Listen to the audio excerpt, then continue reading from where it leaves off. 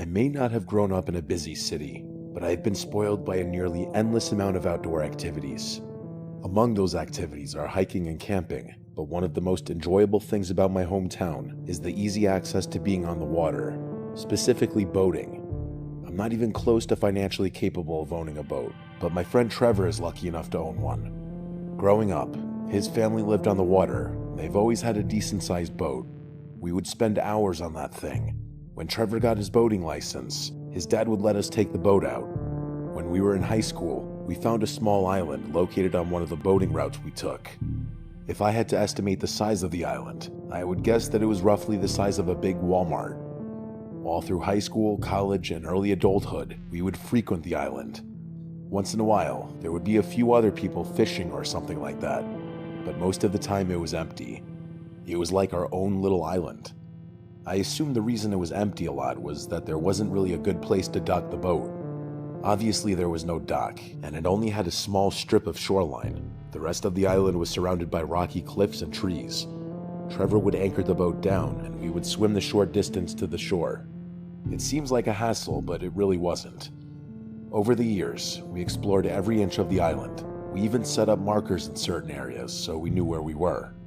In high school, we would play epic games of manhunt on the island. As we got older, it became more of a party spot where we could be loud and wild and do what people that age do. One of the crazier things about the island I noticed as I got older was that there was almost no wildlife on the island. No birds, nests, no small mammals, no reptiles. I mean, we rarely even saw bugs on the island, which is crazy. Whenever we would bring someone new to the island, we would tell them stories about it. Things like the island being cursed just to get a rise out of people. We made everything up, so I never believed there was anything to be scared of, until one night a few years ago that I still can't really explain. Trevor had his own boat by this time in our lives. He suggested something to us that I couldn't believe we had never done before. He suggested that we stay overnight on the island. He could bring 8 of us on his boat, and the 8 of us could have a campout on the island. It seemed like an amazing idea, especially because a girl named Megan in our friend group and I were crushing on each other at the time. This would be an ideal situation for us to get some alone time. We took off from the dock in the afternoon and arrived on the island around 4 in the afternoon. The first few hours were amazing. We gave Megan and the others a tour of the island. We showed them all the cool things we had discovered over the years. As night was falling, we cooked some hot dogs over a fire and started to have a couple of drinks. Up to this point of the night, it had been one of the best times I'd ever had on the island. Trevor kept the fire going, and we all sat around it telling stories and just really enjoying the vibe. It was several hours into the night when I started to notice that Megan was acting a little strange. She was usually always laughing and smiling, but for some reason she was quiet. She looked almost like she was lost in thought. When I asked her if she was okay, she kept looking at the trees that were several feet away from where we were sitting. Before she answered me, she paused and kept scanning the trees, which were just about as pitch black from where we were sitting. She said she kept hearing noises from the trees, noises that sounded like movement. I told her it was probably an animal, to which she brought up what we had told her earlier, that we had never seen an animal on the island before. I reminded her that we had also never been on the island overnight before, and that it was probably a nocturnal animal and we had nothing to worry about. She still looked concerned as she continued squinting at the trees. She said, "I don't think an animal's out there." I thought maybe she had too much to drink, but she barely finished her only beer. Everyone except Trevor and I started to get a little freaked out. Trevor's girlfriend Rosie asked if we were sure if we were the only ones on the island, and we were sure. There was no boat anchored anywhere, and we had walked the entire island earlier and didn't see any evidence that people were there. I was confident that the darkness was playing tricks on the eyes and ears of our friends. Once the fear came out, it was like we couldn't calm them down. Trevor pulled out a flashlight and told everyone to relax. He said he was going to point it at the trees and show everyone that nobody's in the woods and that their imagination had gotten off the rails. He slowly moved the flashlight beam horizontally across the tree line. Megan screamed and pointed. Everyone else jumped because of Megan. She said 2 people were standing in the woods as the flashlight passed. Nobody else saw it. Trevor moved the flashlight beam back, and sure enough, 2 people were standing next to the trees. The image of them staring back at us is one of the scariest things I've ever witnessed with my own eyes. They were almost completely hidden, which is why we didn't see them at first. Trevor jumped back, and the light beam went with him. When he got back up and shone the light in the same direction as the two people, they were gone. We started to panic. We definitely saw two people standing there, and now they weren't.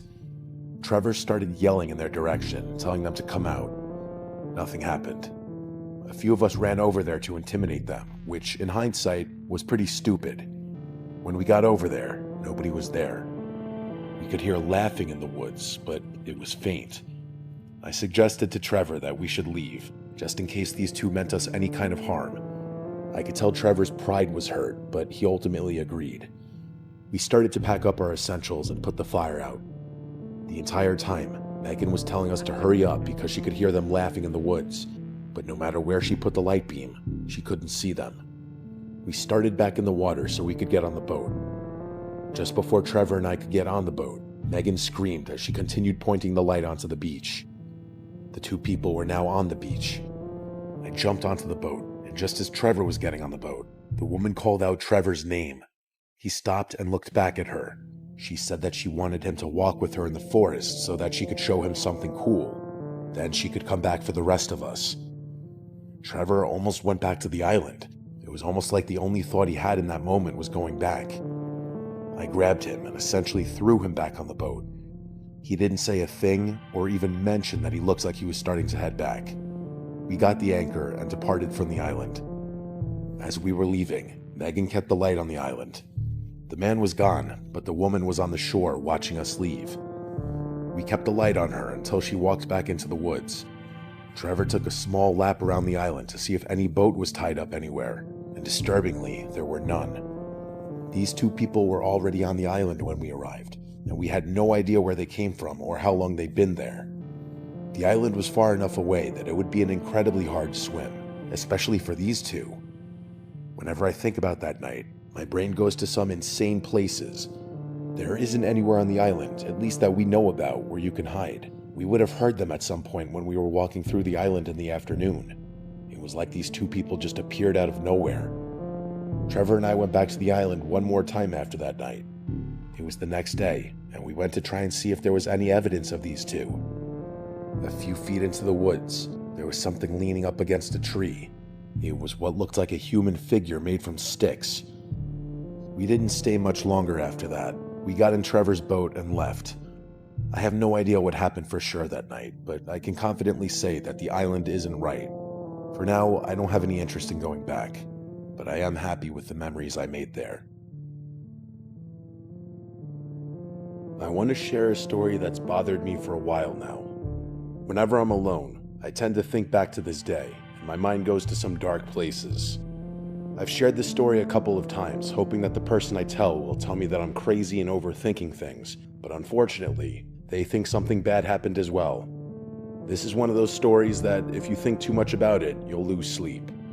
This happened to me a few years ago at the marina I used to keep my boat docked at. I've been docked at several marinas during my lifetime, and even though many of them have issues, they're not the type of place you think of scary events happening.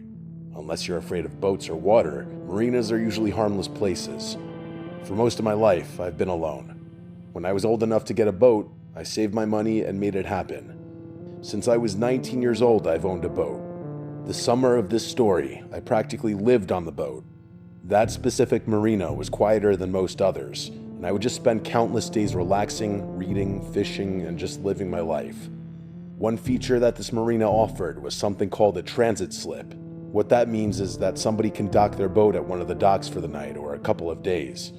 The marina gives them a slip for an allotted amount of time. It's for people who travel or can't make it back to their specific marina. Over the years, I've met tons of fascinating people from all over the country who use these transit slips to dock their boats. One afternoon, this seemingly normal boat came to the marina and received a transit slip. The spot next to me was vacant, so they docked the boat there for the night.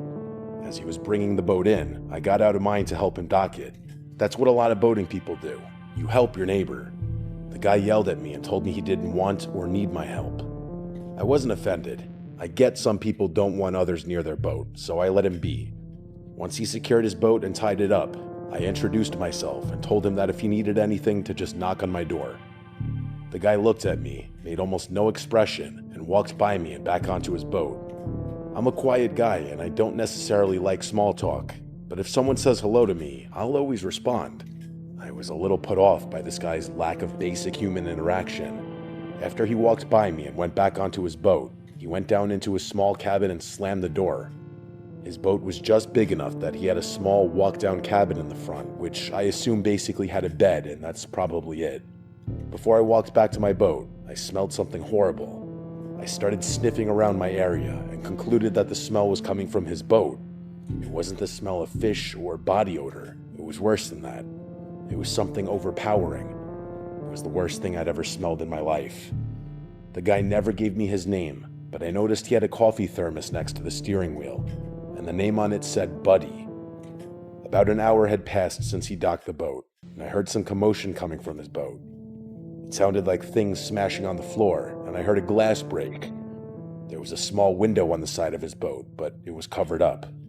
And then Buddy emerged from his cabin. He looked at me and then kept walking down the dock toward the marina building. There was a shower and bathroom up there. I assumed that's where he was going. Even though I had tried helping him and talking to him, watching him walk away was actually the first time I got a decent look at him. He was about 6 feet tall and a husky fella. I would say he was in his late 60s. He was mostly bald, except for the white hair forming a horseshoe around his shining head. His most notable feature to me was his thick black glasses. They looked super magnified and took up half his face at least. He was gone about 10 minutes, maybe less. During that time, every few minutes, I would hear something banging around in his boat with more of that muffled sound. I thought maybe he had a dog in there. When he came back, I tried talking to him again. I told him that I heard something in his boat and that I just wanted to let him know if he had a dog, there was a big field next to the marina where he could take the dog out and let it run around. He came over to the back of my boat where I was sitting, leaned down to me, and said, "I don't have a dog, it's only me." Then he stormed back onto his boat and back down into the cabin. I couldn't imagine what was making all that noise while he was gone. If he didn't have a pet and he claimed he was alone, I had no idea what I was hearing. Once he was back on his boat, I didn't hear any more commotion or muffled sounds. The rest of the night was mostly uneventful. Every so often, I would catch that faint smell again if the wind started blowing. I got ready for bed around 10 that night. After seeing him on the dock several hours prior, he never came back out of his cabin for the entire night. At 3 in the morning, I woke up to that same sound. It sounded like a struggle of some kind happening on his boat, except this time, I heard Buddy. He kept saying "shut up" with an aggressive tone. It sounded like he was trying to be quiet. I didn't hear another voice except for whatever that strained, muffled sound was. I heard him yell the word "enough," and then everything was quiet again. I stayed up the rest of the night after that. I tried to think about what I heard, and I just wasn't sure. The rest of the night, Buddy was quiet, and there was no other commotion over there. At 7 that morning, Buddy left his cabin with a duffel bag and was heading for the bathrooms. I knew it was a bad idea, but something compelled me to go to his boat and see if anyone was in trouble. I waited for him to get all the way down to the dock and out of sight. I snuck over to his boat, and as soon as I set foot on it, the smell almost knocked me over. I went to the cabin door and saw that it had a custom door and lock on it. I knocked on the door and asked if anyone was inside. I was trying to think of some lie just in case I got caught, but instead of silence or somebody answering the door, I heard that strained, muffled sound again, and this time it was much louder since I was so close. I tried asking again if anyone was down there, and it was like the sound got even louder, almost like it was pleading. I didn't know what to do, and I didn't know when Buddy was going to come back, so I left. I ran back to my boat and down into my cabin. I contemplated calling the police, but I didn't. It's easy for someone who wasn't in this situation hearing it now to say they would have called the cops, but hindsight's always 20/20. In these moments, as you're unfolding, you have a million things running through your mind, and one of those things is that you're overreacting and overthinking things. That's how I felt. I had to be overthinking whatever was happening. While I was down there staring at my phone, I looked up at my window, and standing right there was Buddy. It made me jump. He was looking at me through my window, but he didn't say anything or do anything. He looked at me for a moment and then went back to his boat. I watched him as he walked back toward the door. He stopped at his cabin door for a moment before he opened it, almost like he was thinking about something. He started to untie his boat and leave the dock. This time I didn't offer to help, obviously. This guy gave me the worst vibes I've ever felt from another human being. I've met rude and vile people before, but for some reason, this guy gave me a feeling in the pit of my stomach that I've never felt before. As I watched him sail away, I never saw him again. This happened years ago, and I'm still plagued by this experience. I try to tell myself that I'm overreacting, but then I think, what if I'm not overreacting? What if that guy had some person tied up in his boat, and I did nothing? I grew up in an area where you could constantly hear your neighbors fighting with one another, and it sounded like someone could die at any second and nobody called the police. And nobody ever died. You kind of just ignored other people's personal business, and that's unfortunately what I did here.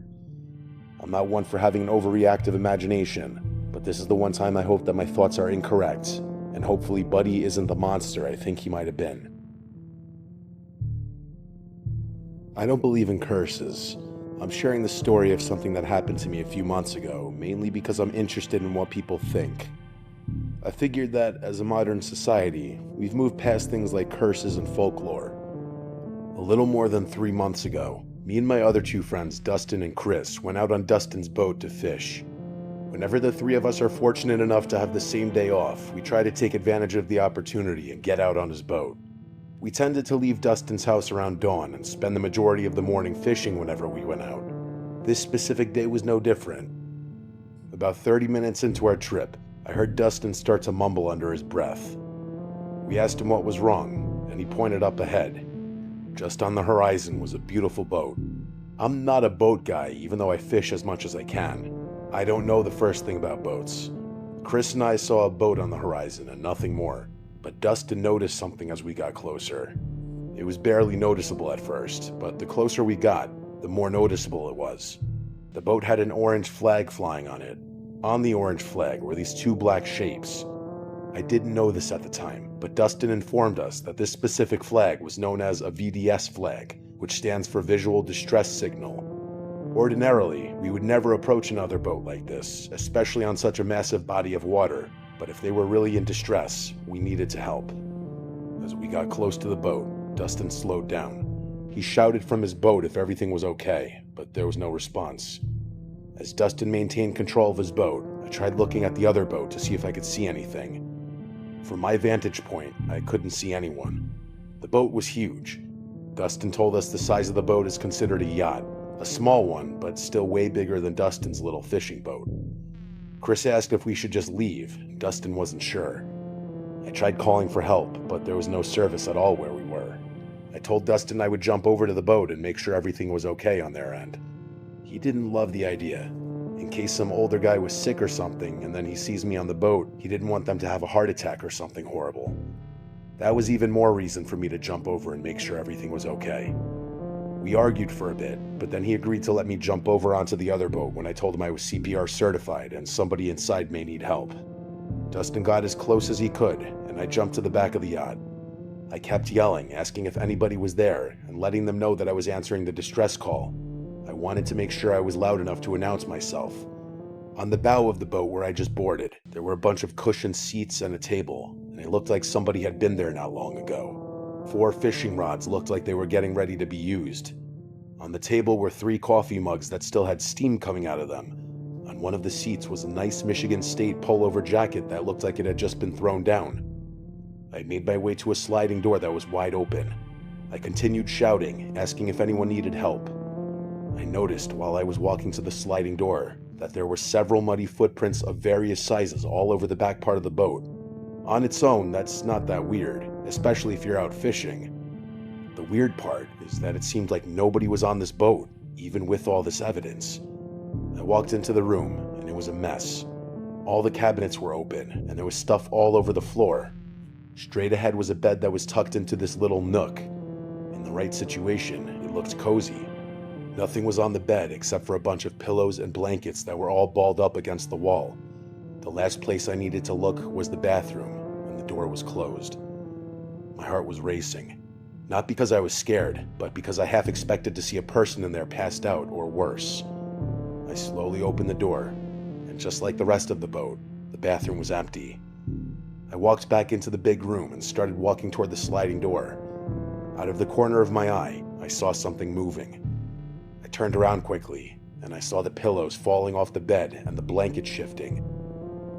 A frail, older woman sat up and looked right at me. I tried to assure the woman that I'm only here to help because I saw the flag. The woman didn't react at all. She sat there completely emotionless. She barely looked like she was breathing. If I didn't see her move a second ago and then blink a few times, I'd think she was dead. She was small, her hair was braided, and her skin was tan and looked like rubber. Her eyes just looked back as she stared at me. It felt like she was staring through me.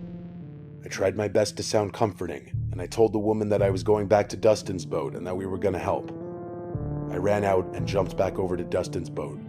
I told them we need to ride until we can call for help. I told them about the woman alone on the boat, and she looked like she was in shock or something because she was hiding, and then how she just sat there. While Dustin and Chris were trying to understand what I was saying, the woman appeared from the sliding door and walked to the back of the boat where the orange flag was flying. She slowly started to lower the flag. Once she had it in her hands, she threw it under the table and slowly walked back inside. We didn't know what to do. She got rid of the flag, but I argued that this woman didn't look well. She looked like she needed assistance. Dustin agreed and started heading back in the direction we came until I could get a signal on my phone. Once I got a signal, I called the police. I told them about the boat with the distress flag and that the woman was alone. Even though there was a lot of evidence to the contrary, they said they were going to take a look. Not knowing how long that would take, we decided to head back just in case she needed help before the police boat arrived. When we got to the location where the boat just was, it was gone. We had no idea what way she could have gone, so we couldn't follow her. We never made it fishing that morning. We were so worked up from all of that, we just decided to head back and hang out at Dustin's house. We never heard back from the police. I have no idea if they followed up on it or just ignored it because there was no boat when they arrived. Something happened that morning. When I think about all the pieces, I add them up, and the results always terrify me. This woman summoned us with a distress flag, and after I boarded the boat, she took the flag down and didn't speak one word. I can't figure out why she was hiding, and why there was so much evidence of others on the boat, mainly the hot, steaming mugs of coffee, but only this small, ragged woman. The reason why some of my friends think I was cursed is after boarding that boat that morning, I've had a streak of terrible luck. Everything from losing my job to totaling my car. Dustin's elderly father told us about some old folklore about a curse on the water, but I don't believe that for a second. I think the bad luck is just a coincidence, and blaming it on a curse is a convenient scapegoat. I don't know what happened that morning. I know what I saw, and I didn't see anyone else on that boat. I'm sharing this story in the hopes that it gets read, and I would love to hear what other people think. Am I cursed? Did this woman commit a heinous crime before I showed up? Or is everything just a wild and crazy coincidence?